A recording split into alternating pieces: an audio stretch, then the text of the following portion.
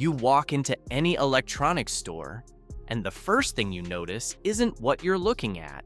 It's what's looking back. Rows of TVs, all playing the same waterfall, the same sunset, the same ultra-saturated reef. It's hypnotic and intentional. Because in these spaces, confusion is profit. They don't sell you the best TV, they sell you the best illusion. Every year, homes get smarter. But the decisions? They get harder. OLED is dead to me. I used to believe in the gospel of OLED. That perfect pixel control, those inky blacks, the way contrast rolls off the screen like velvet under lamplight. It felt like the finish line. The final answer to the question, what TV should I buy? But somewhere between last year and this one, something shifted, not in me, in the market. Mini-LED stopped being a compromise. It became a contender, and then it became a threat. Not loud, not marketed like revolution, just quietly good, quietly bright, quietly capable of things OLED will never touch. And so, I started asking a different question. Not which TV is best, but which truth are we not being told? This is that story. Let's rewind. My living room has a 43-inch TV. Nothing fancy. Picked it up at a warehouse club. No research, no fuss. Just a screen that works when my daughter wants Bluey, and I want 10 minutes of silence while folding laundry. For years, that was enough. I didn't need a cinematic. I needed to be functional. But then I tested a mini-LED monitor, a gaming display. It cost me $250. And it went toe-to-toe with my $1,000 Samsung OLED. Same scenes, same content, different tech. I sat there, staring at both, trying to see where the OLED justified 4 times the cost. I couldn't. That's when the questions started. If a budget mini-LED can match an OLED, what happens when you give a mini-LED a real budget? What happens when the zones get smaller, the backlighting gets smarter, and the brightness breaks every rule OLED ever set? I had to know. Not for content, not for clout, for me. Because I'm tired of being sold promises that don't survive the living room. So, I went hunting. I didn't want an OLED. I wanted the brightest mid-range mini-LED I could afford. Something that could challenge everything I thought I knew. Something that didn't just perform in a dark room, but owned the daylight too. And that's how I found it. The Hisense U8QG. 65 inches, 4,000 nits peak brightness, over 2,000 dimming zones. That was $80. Not cheap, but not insane either. On paper, it stacked up against TVs twice its price. In practice, that's what I needed to find out. I drove to Best Buy, bought it, loaded it into my SUV like I was smuggling furniture out of a showroom, brought it back to the office, and the second we opened the box, I realized this wasn't just another TV. It was a statement. The setup was harder than I expected. You don't just screw in some feet and plug it in. You have to balance the panel on a flimsy support stand, disassemble parts of the base, fish out hidden screws like you're solving a puzzle designed by someone who hates you. It took 3 of us, 30 minutes, a little swearing, but eventually, we got it standing, powered it on, and immediately, I did what every self-respecting display nerd does. I went into the settings. Because out of the box, TVs lie to you, they crank motion smoothing, boost contrast artificially, apply AI filters that make everything look like a soap opera shot inside a microwave. I turned it all off. Motion smoothing, gone. AI contrast, disabled.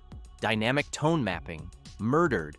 15 settings, maybe more, all in the name of accuracy, of truth, of seeing the image the way it was meant to be seen, not the way it was meant to sell. And then I watched.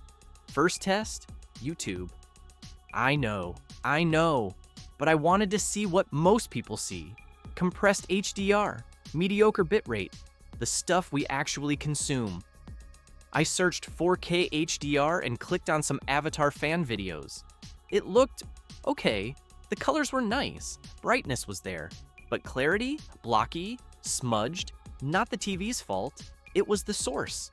So I switched gears, plugged in a gaming PC, loaded up some pristine 4K HDR video files. The kind that don't lie. The kind that shows you what a display can really do. And this time, the difference was undeniable. I've walked past TVs in stores, seen the poppy colors, the exaggerated brightness. I always figured it was store magic, lighting tricks, marketing voodoo. But no, this is what they actually look like. At home, in your space, under your lights. The Hisense displayed more shades of gray in a single frame than I thought possible. Bright highlights that didn't blow out. Shadows that stayed detailed, stayed deep, stayed black. And that's where mini LEDs start to make sense. Here's the thing. A regular LED TV has two layers. Pixels in front, one giant backlight behind. When you want to be bright, the light cranks up. When you want dark, the light stays on anyway. So black becomes gray, detail becomes mush. OLED fixed that. Each pixel controls its own light. Perfect blacks, perfect control. But the OLED can't get bright. Not like this. Mini LED is the bridge. Instead of one backlight, you get thousands of tiny LED zones. Each one can dim or brighten independently. So you get OLED level blacks in one part of the screen and LED level brightness in another. At the same time, in the same frame, it's not magic, it's just smarter math. And on this Hisense with over 2,000 zones, that math is really, really good.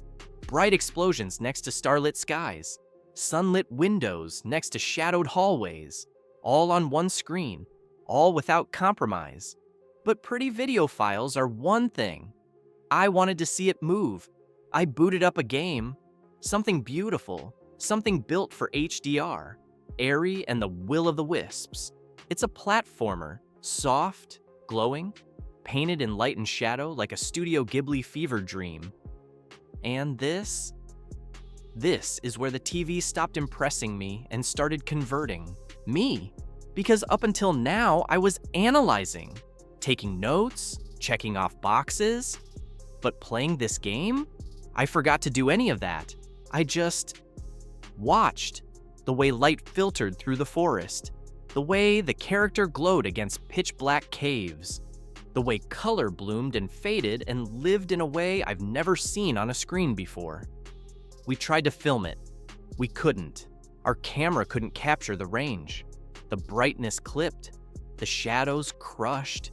It was like trying to photograph a sunset with a disposable camera. You lose the magic in translation. But I saw it, and it was better than any OLED I've tested. Brighter, more alive, more there. Still, I had doubts. Sure, it's better than my cheap TV. But that bar is underground. What about a decent mid-range display? What about that $250 mini LED monitor I loved so much? So the next day, I brought them both in, put them side by side. Same content, same settings, let them fight it out. And here's the truth. The TV won, but not by as much as you'd think. Brightness? TV takes it.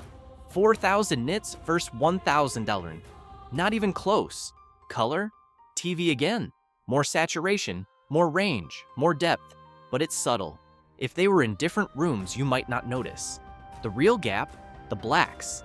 The monitor has 336 dimming zones across 27 inches.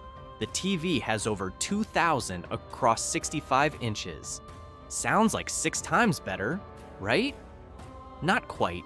The zones are only slightly smaller, but the screen is 4 times bigger, so each zone controls less area, more detail, finer shadows, better gradients.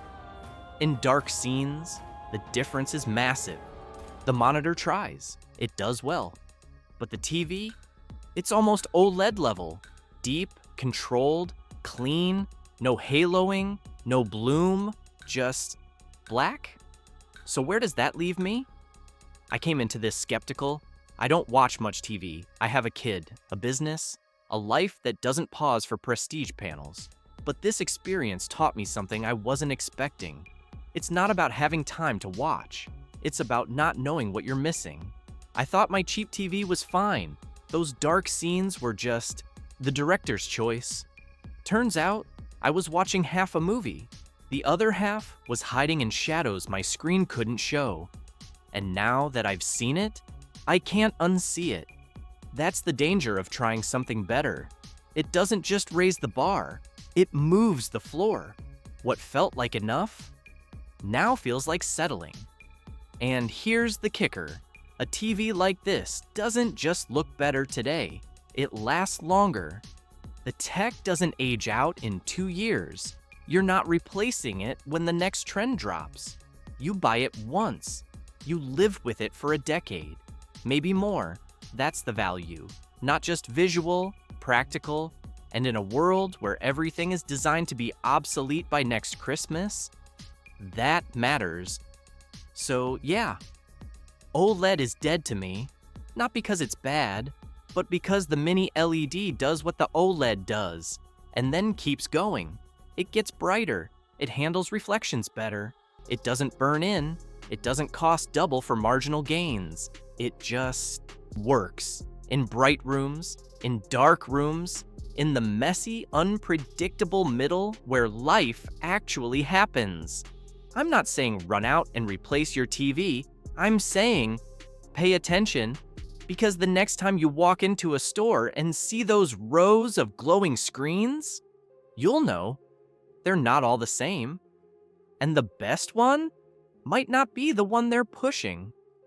Before you go, hit that subscribe button, because we don't just review, we expose.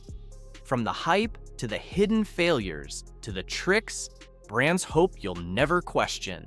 So hit like, tap subscribe, and join thousands of smart viewers who already know. Smart spending starts with asking smarter questions.